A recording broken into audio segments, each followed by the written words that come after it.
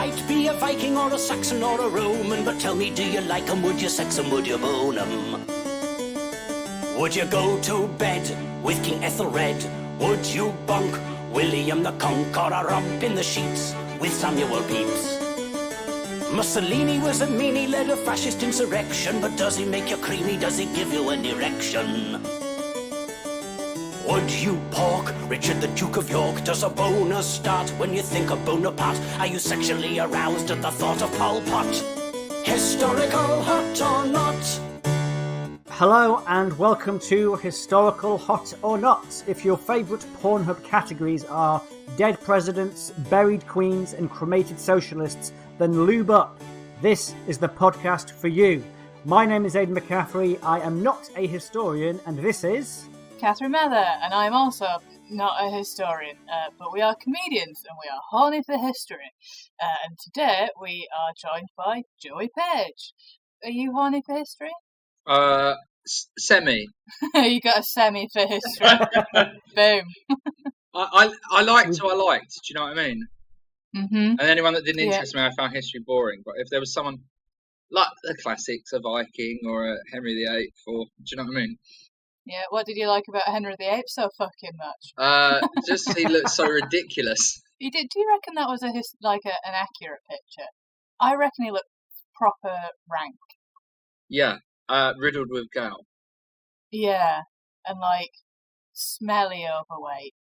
Yeah. I could see him being. Yeah, I don't suppose hygiene was ever that good around then. By the end, he was like having to be winched around from chair to chair. Was he winched? Yeah, they had a thing to put him on a horse, like a horse winch, so he could ride around. The horse must have seen him coming and been like, oh, no. No. You have to start asking yourself, though, have I lived a life of too much excess as they're building the winch that is purely there because you did too much stuff? Who knows how he'd get on now? He'd probably be like a massive celebrity now. Well, yeah, he'd be on Jerry Springer, wouldn't he? And they'd have to take the side of his caravan off to look into it, to interview him or something. Can you imagine having all those palaces and be like, no, I'm going to live in this caravan?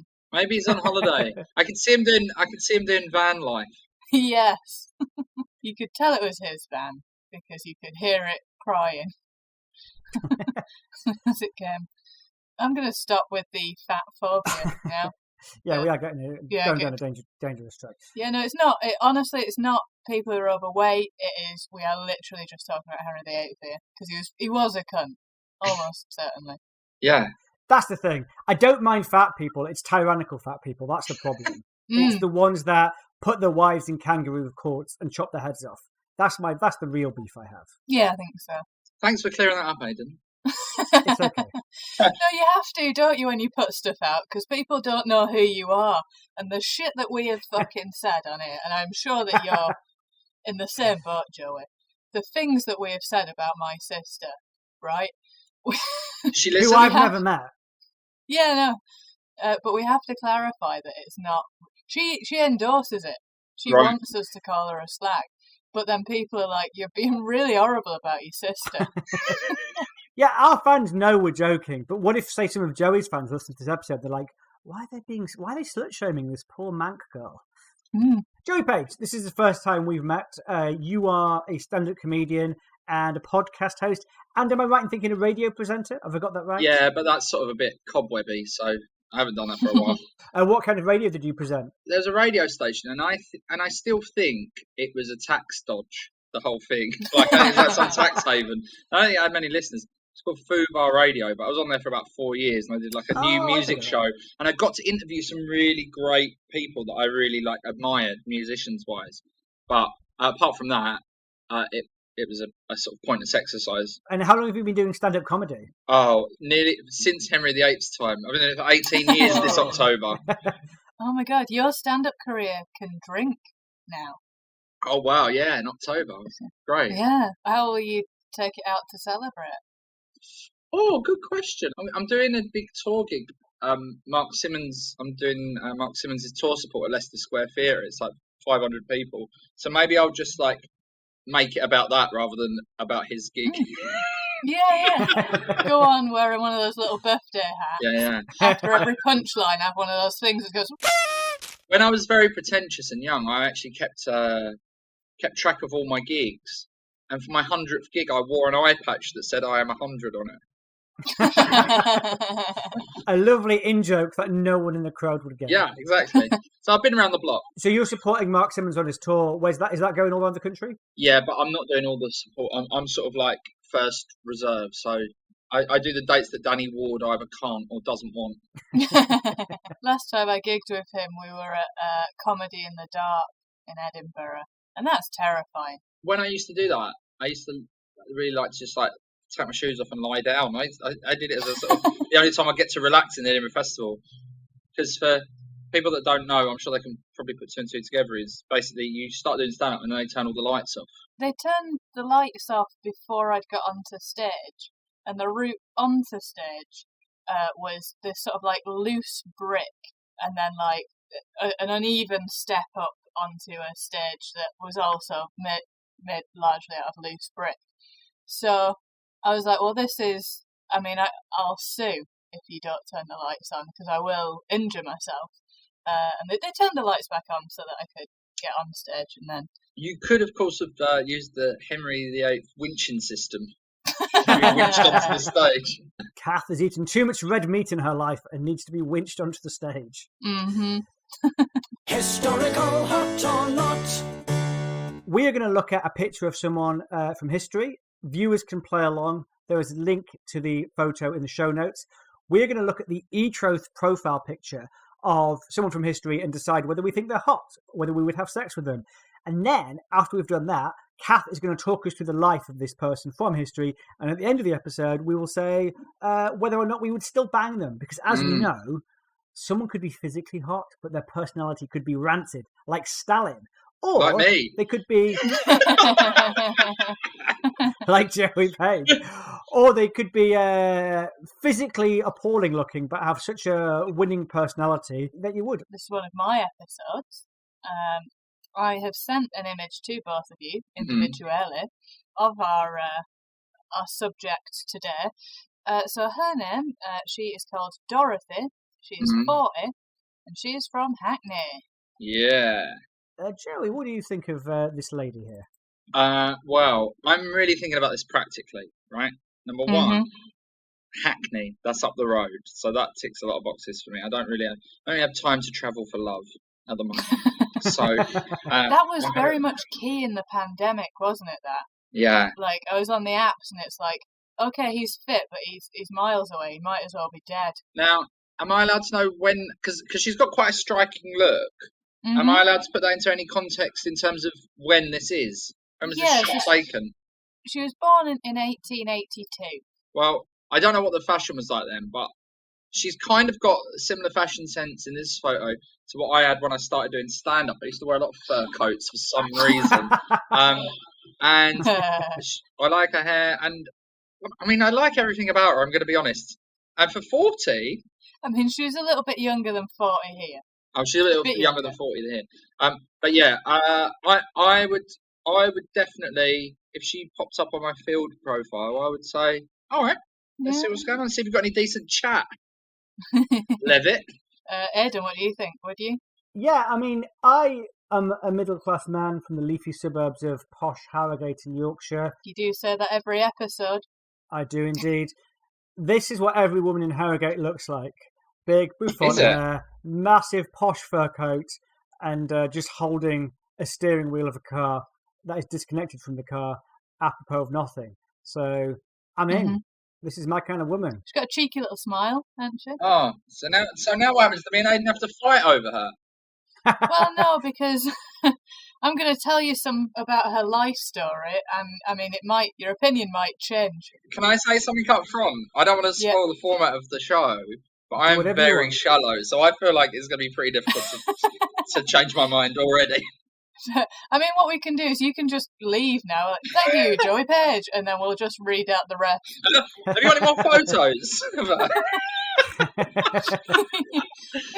To be fair, the last podcast that we recorded today, we got topless photos. Wow. And I wish that there were topless pictures of her, but alas, no. I mean, everything's improved by a tit, isn't it, RT? Well, the whole shag, marry, avoid thing means the personality can be rancid. Like, Kath, you've said yes to a lot of people who you kind of admit, you've said this person sounds like a nightmare, but they are hot, so I'll just take the one-night stand option. Yeah, you just be like, shh, shh, no talking, shh, Yeah, baby girl. Have we all been there? I feel like we've all been there. Yes. Yeah. So, shall we hear about Dorothy? Yes, please. 40 from Hackney. Dorothy was born on the 5th of January 1882 in Hackney, London. Her father was called either Joseph or Jacob Levi. He was a jeweller and he imported tea. And he decided to anglicise the family surname to Levitt when Dorothy was 18 years old. This is because they were of Sephardi Jewish descent and racism. Dorothy's mother was called Julia Raphael. She was a woman, and her father was a retired hotelier and diamond merchant. It's said that in 1902, aged 20, her parents moved to the country and tried to arrange a marriage for her. Horrified at their choice of suitor, Dorothy absconded and she trained as a typist, working at Napier Cars in Lambeth as a PA to Australian entrepreneur and racing car driver Selwyn Edge. It's alleged that the two became lovers, but he also did have a wife at the time. What a player. Do you reckon that you could get on board with an arranged marriage, Joey and Aidan? Joey sounds very superficial, so as long as she's fair, I think Joey's quite on board with it, aren't you? Well, the other thing is, I don't even like it. I do have quite specific tastes in things, in terms of, like, I don't even let people buy me in my family birthday presents because I've got very specific wardrobe, and it's not like, for people that have never seen what I look like, it's nothing like mad. It's just like there's a lot of things I wouldn't wear, and so I always give a list of things. So I'm like, so I should waste. Don't mind me something I'm not going to wear. So I feel like an arranged marriage would be a bit of a nightmare for me. I mean, with your specific fashion sense, I should say that last time we were in a car share, you were wearing a matching shirt and short set. Yeah, it was a little two-piece. It was good. I liked it. Yeah. Are you saying you wouldn't want an arranged marriage because your wife might clash with your Hawaiian shirts or something? No. I just mean, like, I don't know if people would necessarily know what I was after. Especially if that person is your mum and dad. And if some of the clothes they've bought me over the years or anything to go by, they wouldn't. However, I will say this about a very similar backstory to me, Dorothy Levitt.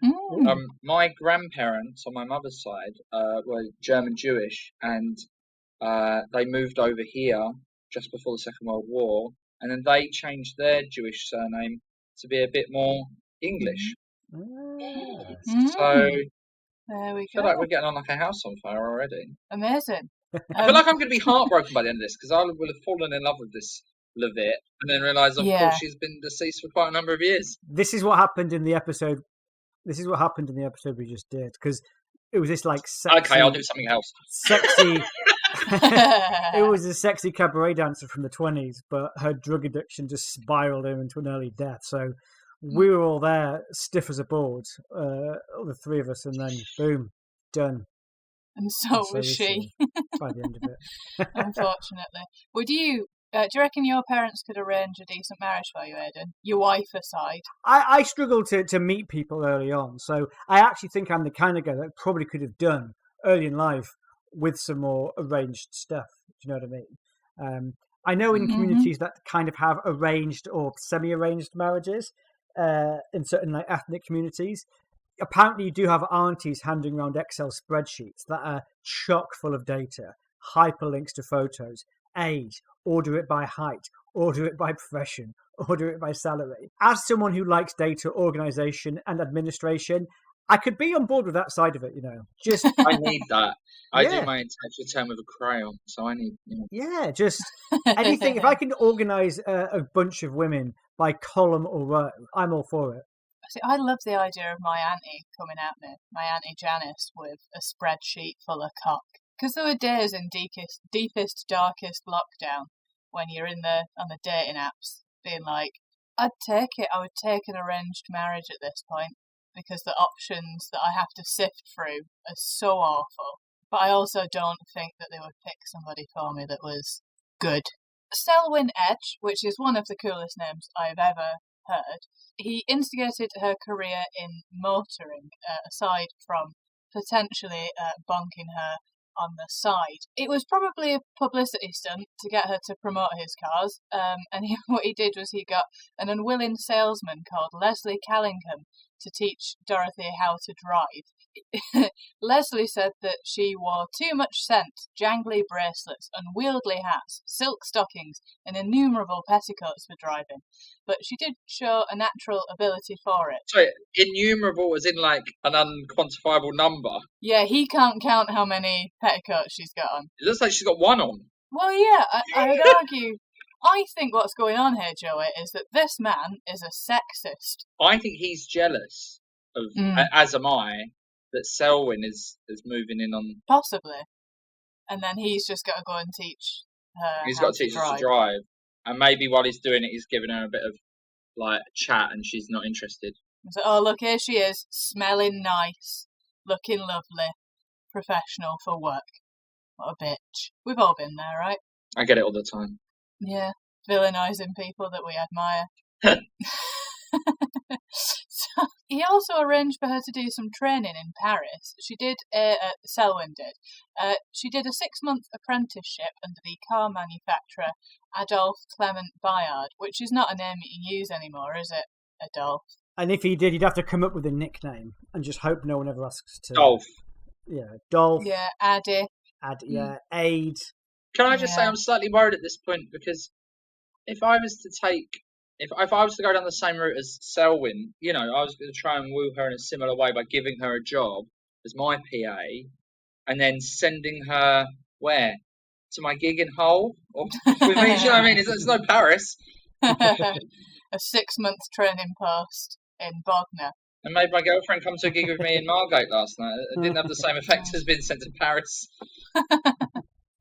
So I feel like Selwyn's really pushing the boat out, and I already feel like I wouldn't be able to compete.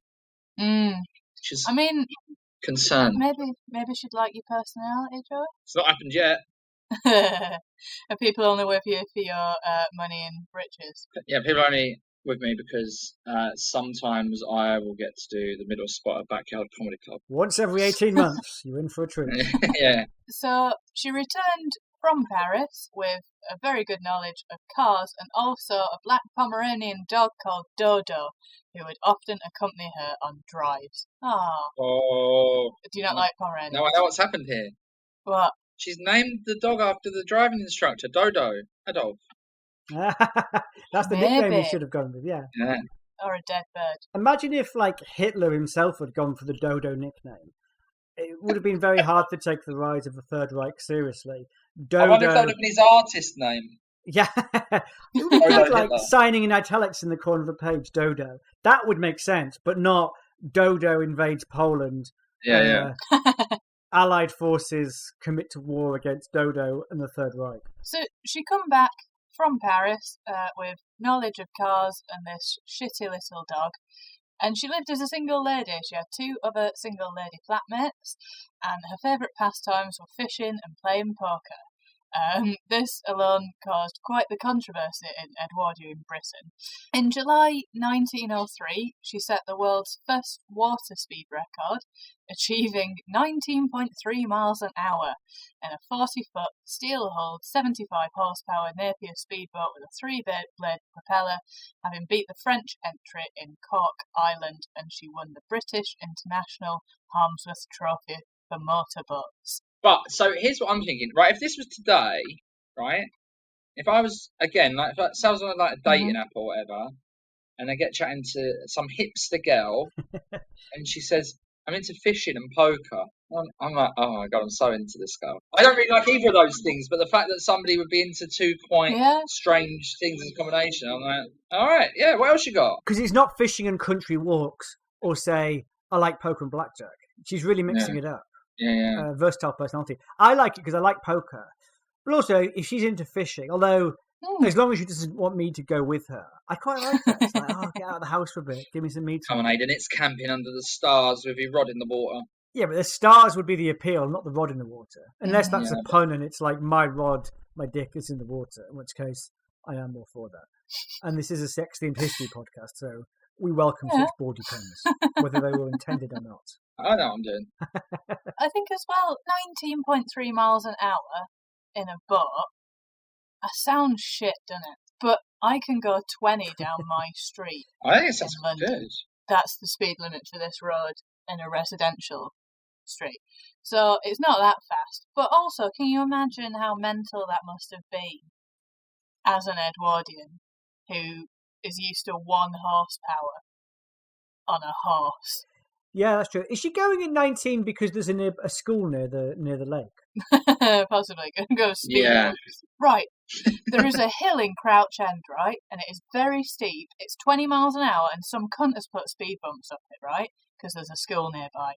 And I'm sorry, but that is not on, because you can't get enough pull to get up the hill and slow down for the speed bumps and go again. There should be a law made against it. History and local issues brought together in one pod.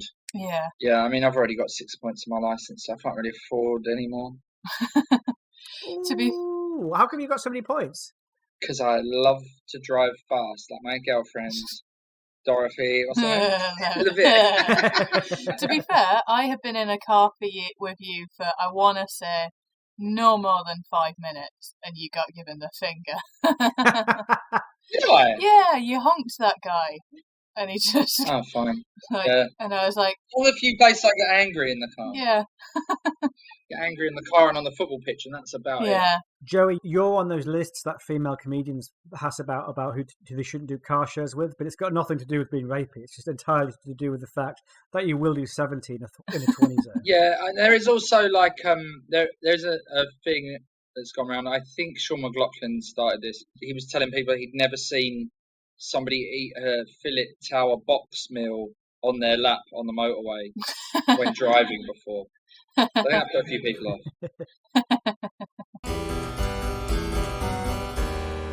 What's that rattling? There's a rattling noise coming That from is one the of your... rain. Oh my god. If I could do something to stop it, I would, Aidan. So this is exciting because I can see, I guess, in your direction, because at one side of my flat it's really nice, and I can see dark clouds the other side. So I guess the rain is coming towards me from your house. Yeah, I'm sending it over. You're welcome. So, on the 4th of July, Independence Day, 1903, don't know if Independence Day had happened then yet, I'm not a historian, Dorothy won her class at the Southport Speed Trials, driving a 12-horsepower Gladiator. British society were clutching their pearls as it was a woman who was driving. What? Right, later on in 1903, she also won the race at Cowes in a Napier. In February 1905, she broke another world record, this time achieving the longest drive by a woman. She drove from London to Liverpool, which was a total distance of 411 miles, averaging 20 miles an hour in an 8-horsepower single-cylinder de Dion. On this, she wrote about it, and she said that she took a dog with her, obviously, and she carried a handgun as well, just to help her with the drive. In July 1905, she set the first ladies' world speed record in Brighton at the speed trials, achieving a top speed of 79.75 miles per hour in an 80-horsepower Napier, which I think is a little bit better than previous. It's almost as fast as Joey drives around small local villages. 20 miles an hour from Liverpool to London. If I was behind her, I would be doing mine that. But right, so here's She's something. got a gun though, Joey. She's got a Colt in the glove box. So once I was driving to a girlfriend's house, and there was this car going really slowly in front of me, and I got on a bit agitated, and I was sort of swearing, and then they turned into like the road, and I thought, oh, how unlucky is that I've turned into the road that I've now turned into, and I was like, but I'm turning off of the main roads now, so in a minute she'll be gone. She kept on turning down these little roads, and then turned into my girlfriend's family's road, and then into my girlfriend's family's drive.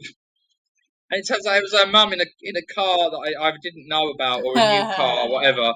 And so I was like, I've basically just been swearing at my girlfriend's mum for quite a lot of the journey. And so I quickly put some M&M on and pretended I was rapping. Was her mum called, is it Kim? Is that? It was Elaine, unfortunately. I'm sorry, this red is only getting louder and there's fuck all I can do about it. Catherine's doing the podcast from inside a car wash. So, the following year, in 1906, Dorothy beat her previous speed record, travelling at 90.88 miles an hour in a 90-horsepower Napier at the Blackpool Speed Trials. Her diary entry from that day reads, drove at a rate of 91 miles an hour, had a near escape as front part of bonnet worked loose and, had I not pulled up in time, might have blown back and beheaded me. For context, the very first land speed record had been set 8 or 9 years earlier, in 1898, by Count Gaston de Chasseloup-Bar in Saint-Germain, outside Paris. It was quite a low bar for entry back then. Though. Well, it was, yeah, because he hit 39.245 miles an hour in a 36-horsepower automobile. But people very quickly scrambled to beat this, which they did very frequently. The land speed record in 1905 was set in a 22.5-litre, 200-horsepower V8 Dirac, which was driven by Victor Hemery at Arles to clock 104 miles an hour. So it was quite fast, but there were people going faster. In 1907, she won her class at Gallion Hill Climb in France, driving a 40-horsepower 6-cylinder Napier. In 1908, she entered the Herkimer Trophy trial in Germany and won a silver plaque. She's doing pretty fucking good at the old driving. Yeah.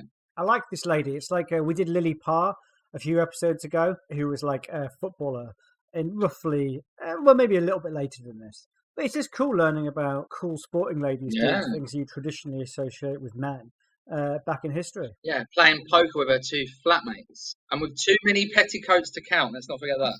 Yeah. How pissed do you reckon that salesman, Leslie, who taught her to drive, was when she started breaking all of these records? I bet he looked really stupid. He's like stupid in her stockings trying to drive. Why? Because he's told her the speed limit and she's flaunted them. Is that what you mean? Well, no, because he's just been cutting her off the whole time, hasn't he? But then also, I reckon he'd be one of those people like, yeah, I taught her how to drive, just trying to take all of her successes. No, I think he would still be like, I don't agree with it. I don't think this guy's a pig. Yeah, it displaces the womb when women drive. That's what they said about football, wasn't it? It wasn't good for women internally. It's obviously bullshit. If a woman puts on the heating in the car, her eggs will dry up within seconds.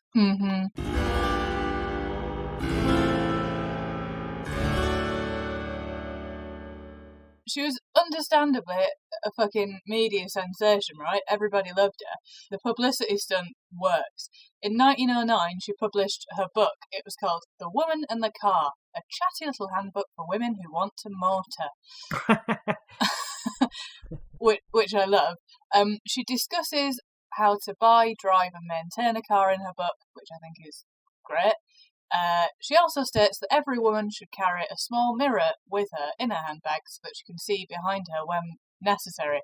So she invented the rear view mirror. Wow. Yeah, and then it was patented by Chester A. Weiss in 1914. Is she taking it out of the bag and clipping it on start of the journey? Or every time she has to look behind her, is she having to go into the handbag to find it? Because, like, at the risk of feeding into gender stereotypes, I've seen in women's handbags, and they can rustle around in there for quite a long time before they find the thing, by which time someone's rear-ended you. Well, Aidan, may I refer to page 8 of the Chatty Little Handbook? It says, I recommend that you take your hand mirror out prior to moving and pop it on the passenger seat. Yeah, I mean, because they didn't really have windscreens, did they? Oh, Did they not back then? Oh yeah, if you look at the cars, some of them don't really out, like, which is why when she was saying that she nearly got her head took off by a loose bonnet, there's nothing to stop it really, especially in these kinds of cars because they were built to be like sleek, So yeah, I think she probably did have to hold it in her hand. Another suggestion that she made in this book was to carry a revolver. This wasn't patented by anyone, unfortunately. Thank goodness, because I would have been shot dead by now. Can you imagine if they just give female drivers a gun? Florida, I think it's called. Yes. You could be the 50 Cent of comedy, Joey. This guy's been shot 9 times, all of them in road rage incidents. Yeah. Which is why he's always slurring on stage. Do you think that it'd make things better or worse if everyone had a gun? Well, hang on. Worse. What, in their car, you mean? Yeah, in the car. No, it'd be like America. Insane. I mean, I like America, but fucking gun laws are mental. Of course we shouldn't all have guns in our car. Yeah, but it's like if it was attached to the car. You know, like when you go to the post office and the pen's got that chain on it. So you can't take it out of the car. I think the reason I'm so leery in a car is because I'm in a car. Mm. So you give me a weapon as well. Yeah, fair. I just think, you know, in Pulp Fiction when John Travolta says, he's like waving a gun around in his hand. And he says, I mean, do you think that God came down from heaven and... It hits a bump and he shoots the guy's brains out in the car. Purely by mistake. I just think, you don't want that to happen when you're doing the school run. You're waving the gun around, your kid's being noisy in the back seat. You go over, boom. Little Sarah's not getting to oboe class last night because you shot her in the head in your Fiat 300. Well, I mean, I didn't say all of her ideas were good. She'd been writing motoring columns for The Graphic, which sort of made up the content of her book. She just sort of put them all together.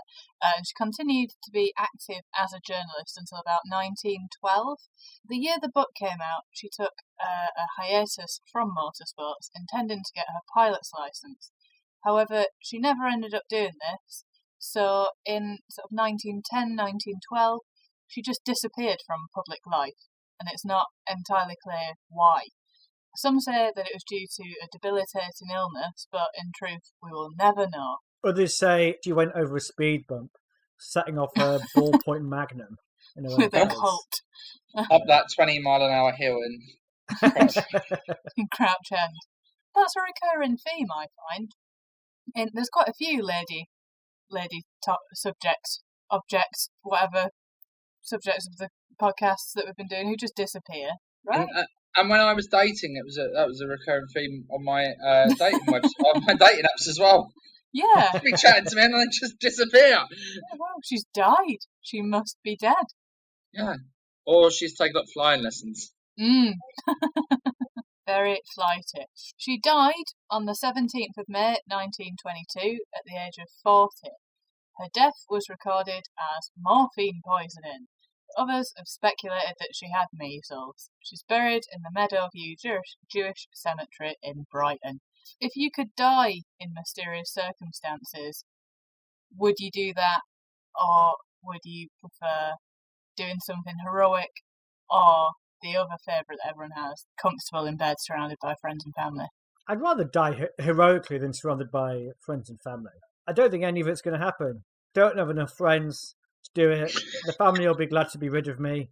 I'm too much of a natural spineless coward to die that way. If anything, dying mysteriously might be the way to go. If only there was anything mysterious about me. About a heroin overdose. No, it's not going to happen. We discussed this in the Anita Berber episode. I'm more likely to die of a chamomile tea overdose than I am of an actual deadly narcotic. I don't know. What about you, Joey? I think I would really like to die in like a sort of slightly humorous set of circumstances, so that my loved ones, when recounting how I died, would have to crack a bit of a smile. Like, imagine if, like, I read somewhere once, somebody got sat on by an elephant and died, which is quite horrific. But in time, that becomes funny. Tragedy plus time equals comedy. We know exactly. This. I have a feeling that I might have told you that story in the car share, because the doctor that I do admin for was like one of the first things that I had to deal with in A&E was a guy who got sat on by an elephant. No, this is a long time ago. I remember hearing this, so maybe it's happened twice. He could have. They were at London Zoo, and I was like, "Oh my god, did he survive?" And he was like, "No, Catherine, he was sat on by a fucking elephant." Touche. I wouldn't call that a death sentence. You don't know, do you? I don't know. They weigh fucking tons, Joey. You're done. You're done. So do cars. I've seen people run over. Joe Williams, who went to my school, apparently he got run over by a van and shattered both his kneecaps. Oh but my he God. wrote. He was like a big rugby guy. He wrote off the van. And we're not talking about a small van. So it's not a foregone conclusion. No, I love that. He also, I love the idea that this guy wrote off the elephant too. Yeah. If it's possible to write off an elephant, it would cost too much to fix. You might as well just buy a new elephant. We'll send this to the crushers, turn it into a nice grey cube. We'll have it done by tomorrow. Yeah, I can see. I think mysteriously would be a good way to go. Although obviously it wouldn't be a mystery to me because I'd know. A hilarious death would be good. Like if you sort of slipped on a banana skin. Like I'd love to die in the sequence of Mousetrap. Game. Do you know what I mean? Yeah. Ball rolling down into a bath and then diving. Whatever happens in that, I can't remember. But I mean, friends and family. Sure, that'd be quite nice. On the podcast, Catherine, would you go for that for ratings? Surrounded by friends and family off my tits on drugs. Hell yeah. No, but what about on the podcast? We do need the streams, Kath. The figures have been low. You want me to kill myself on the show? Is that what you're saying? Not kill yourself. I'm saying have a massive seizure. I think at the moment the most likely thing is a lightning bolt's going to come through that window at you. Probably, yeah. But I'd like to think that you would inquire as to my health, Aidan, if my screen went black and you never heard from me again. I would inquire, but not before I'd edited a under 60-second promo to gain the TikTok and Insta-Reel algorithms. If your screen went blank now, Catherine, and then we couldn't get hold of you, I would shut my laptop down in case it's some sort of cyber attack and they were coming for me next. I do often think that. I mean, because you live on your own, don't you, Joey? But I think That's true. Like, I live in a house share, but like I do think it's like if I died, how long would it take for someone to know that something had happened to me? Would it be when the bins didn't get taken out? Would it be when we ran out of toilet paper? Would it be when there was a funny smell? Would it be when I started leaking through into downstairs bedroom? You know you haven't got a good relationship with your housemates when it's the rigor mortis that notifies them that you've gone. My sources were Bewley.co.uk. That is a good little museum to go to.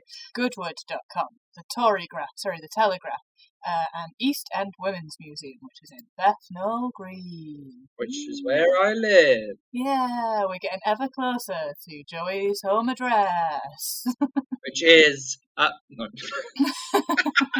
I don't mind, I live on my own, come round, to be honest. So, would you? I'm a comedian. I'm always looking for a cheap car shirt, so a woman who can drive is bang up my street. I'm in. She's attractive, and she's good behind the wheel. As long as she doesn't have that Magnum chain to the thing, I'm in. She's a yes. She's on the Biotap Baptistry. What do you think, Joey? Well, I think I wear my heart on my sleeve a little bit. I think I would fall pretty hard for Dorothy Levitt. However, I'm worried that if I was to try and settle down with her, I would be holding her back from all of these wonderful things that she's achieved, and maybe she's just too good for me. Oh. I'll definitely bang her though. This is becoming increasingly common. For some reason, the first few guests were like, yeah, I'd bang him. No, I wouldn't. But there's been a few guys now who are like, oh, but would she bang me? I would bang her, but I just don't think she'd be interested. Oh, I'd actually bang me. I just don't want to hold her back from motor racing. Fair enough. But if she's up, I'd probably marry her. Yeah. Wow, you're going full deep in that. Yeah. And also, I'm thinking about this. She's dead by 40. Mm-hmm. She's quite famous. Good insurance payout. Mm-hmm. Carry on. And I'm 39 now, so it's all it would be is another year, a bit of heartache, and then I've got good insurance payout. And I mean, that's no one's ever answered that way before. I love it.